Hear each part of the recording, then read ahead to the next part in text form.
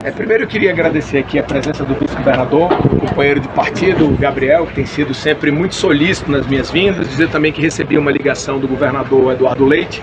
Vou passar amanhã no Palácio para conversar um pouquinho com ele acerca de tudo que estamos visitando aqui. Nós saímos de Caxias, lá nós temos boas novas para aquela região. A BR-285 entra na reta final de São José dos Ausentes até Timbé do Sul. Vai ser uma nova rota de integração do Rio Grande com Santa Catarina. Anunciamos também a construção do viaduto do acesso da cidade de Caxias, na chegada pela BR-116, também um investimento muito importante. A licitação será publicada agora em abril.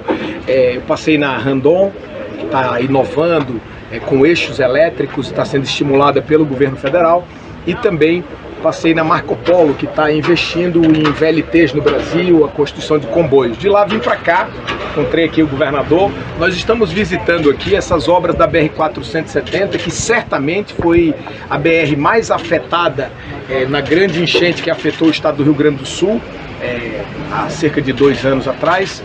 E eu tive aqui naquele momento, e agora é muito marcante para mim voltar ao lado de alguns prefeitos que estavam, como o Diogo, ao lado de novos prefeitos, como o prefeito aqui do município de Veranópolis, ao lado do Gabriel, porque esses deslizamentos de terra que aconteceram aqui, eles marcaram a todos nós, Eu queria parabenizar o DENIT pelo trabalho. Nós estamos reconstruindo a estrada, mas não da mesma maneira que ela foi feita no passado, de uma maneira muito mais moderna, mais adequada, mais resiliente, fazendo sobretudo a contenção das encostas, que é o mais importante numa estrada dessa, porque se tiver a estrada sem a contenção da encosta, a encosta desce e traz muito risco para as pessoas, para a produção local, gera insegurança. De maneira que o investimento que o governo federal fez aqui, ele colabora muito para que a região possa se recuperar definitivamente. Então, as agendas são muitas, e amanhã eu vou visitar ainda 2 obras, as obras da BR-290, que foram requalificadas e os projetos alterados por conta da mudança das cotas de águas do estado, que foram alteradas depois que elas chegaram àquele limite. Por exemplo, superaram até o limite dos próprios diques que tinham sido construídos para proteger a cidade de Porto Alegre. E depois vamos entregar a ponte de Camaquã, na BR-116, mas aí para o sul do estado, no caminho de Porto Alegre até Pelotas. Ministro, o que dá para falar a respeito de prazos de entrega dessas obras aqui, que por sua complexidade, enfim, elas exigem parecido. Os motoristas diariamente trafegam com uma pista reduzida, Como é que está na relação de prazo? Aqui essa estrada ela já foi entregue, porque ela estava fechada, e várias obras já foram entregues. A gente não vai entregar encosta por encosta, mas toda essa área que você observa ao nosso lado, a encosta foi refeita, a pista está aberta. Tem o pare-siga para garantir segurança, nós estamos mudando os traçados. E obviamente aquela pista que foi feita ali, imagina, a gente está fazendo a pista definitiva aqui, mas para não deixar as pessoas sem passarem, nós fizemos uma outra pista ali, reconstruímos. Aquele trecho, ele é um trecho provisório, ele não pode ser feito com o volume do investimento de um trecho definitivo, não é isso, Adalberto? Então, as obras, elas têm que permitir que o cidadão passe e avançar ao mesmo tempo. Isso é uma incongruência.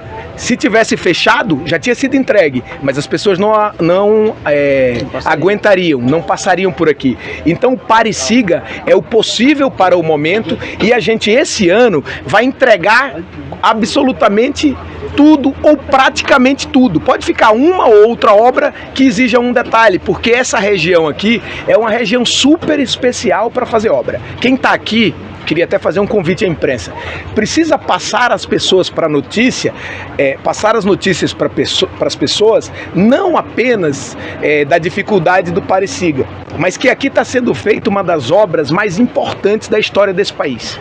Uma obra resiliente, à luz das novas tecnologias da engenharia, que corrige traçados. Não é para apenas dizer que fez, é para entregar uma obra muito mais significativa. Aliás, no momento em que te dou essa entrevista, às vezes as pessoas não conseguem ver, porque é rádio. Nós estamos pisando numa das pontes que vai tirar a pista da beira da barreira. Essa aqui, até março, estará pronta e aberta. Eu quero até voltar, que eu estou falando para o Iratã, eu vim muitas vezes aqui no Rio Grande, talvez tenha sido o Gabriel, está mais fui, por conta de tudo que aconteceu.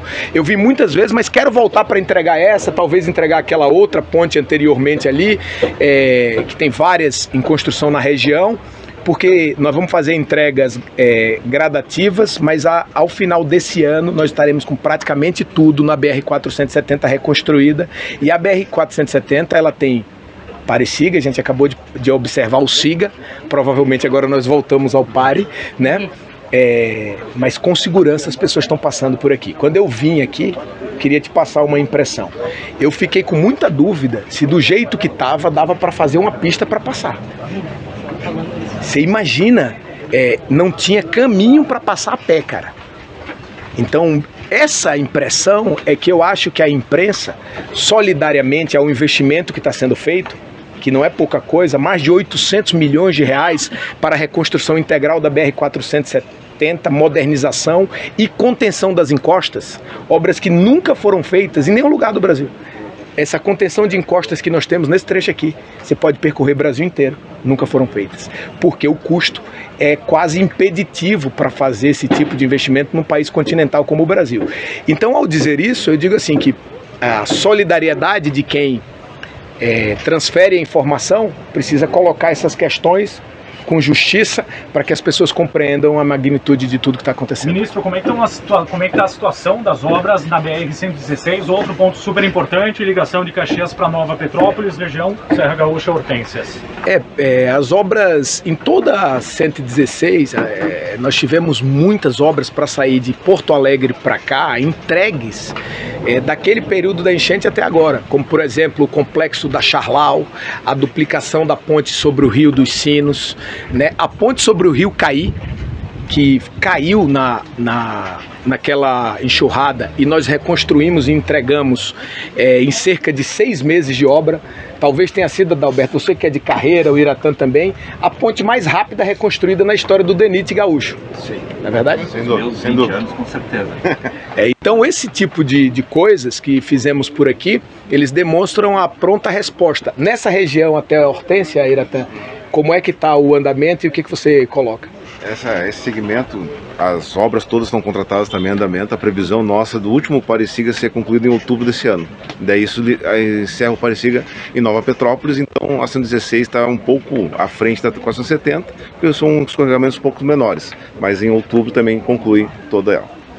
Então assim, esse ano que será assim o terceiro ano após nós estaremos praticamente com todas as obras reconstruídas e com um volume de investimento muito diferente de quando elas foram feitas. Então assim, obviamente, as pessoas enfrentaram muita dificuldade, nós estamos fazendo o máximo possível, numa velocidade como aqui o Adalberto e o Iratã, que são servidores de carreira e estão no DENIT há 20 anos, colocam que nunca andou nessa velocidade. Andou assim porque o presidente da República editou uma medida provisória garantindo os recursos adicionalmente ao que a gente tinha de orçamento para que as obras andassem mais rapidamente.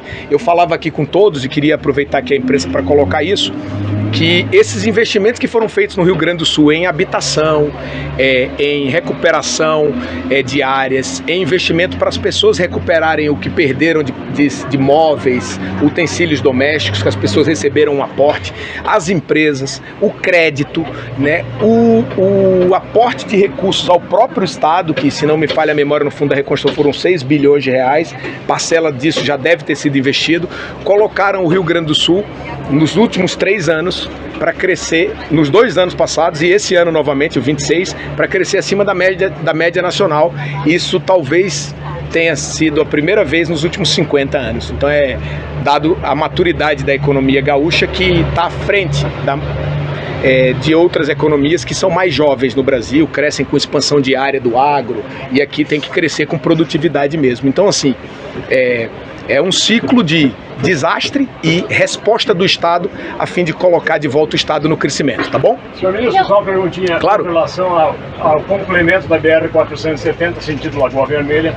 Com isso, há a expectativa de que aumente o movimento de trânsito por aqui. Em relação ao perímetro urbano das cidades da região, há um projeto?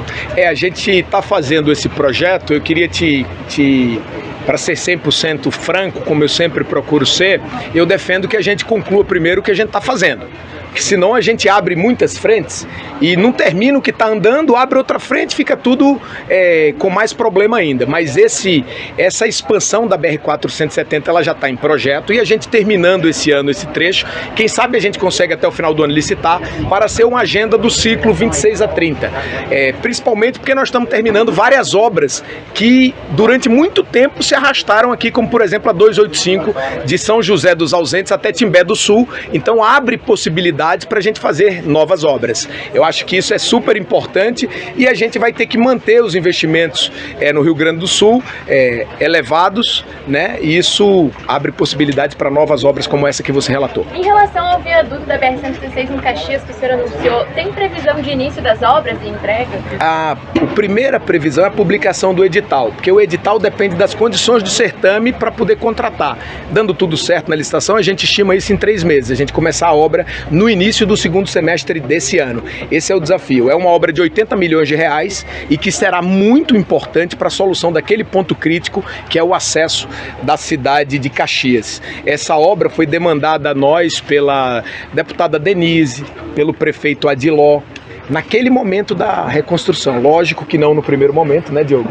Mas um pouquinho depois a gente foi conhecendo a realidade da região e essa é uma das obras que nós vamos materializar por aqui. Tem outras em Bento e a gente discutiu outras situações, ferrovias. Vou discutir também com o vice-governador Gabriel, aí toda a malha sul do estado, ferroviária, que eles querem conversar um pouco. O Brasil está em máxima de investimento em rodovia e em ferrovia histórica, e isso abre muitas novas possibilidades, e esse viaduto de Caxias é um pouco esse exemplo. Se você vai para Caxias e você olha assim, no passado, qual era o investimento do governo federal, o que foi feito? Em termos de infraestrutura rodoviária, bem pouco, e agora a gente está fazendo muito mais e a gente precisa levar isso adiante, porque antes os ministros eles tinham muita dificuldade de ir nos lugares. Agora eu tenho vontade de ir de caminhão, percorrendo a estrada, olhando o que está acontecendo. Por que essa mudança? É porque a mudança foi feita pelo aumento do investimento. Se fosse a diminuição, o ministro iria, ao invés de ampliar as visitas, diminuir, que certamente vocês estariam aqui em outro clima. É óbvio que todo mundo aqui sabe tudo o que aconteceu, mas é inegável o que está sendo feito também na reconstrução. Então, nós vamos continuar trabalhando nessa direção, tá bom?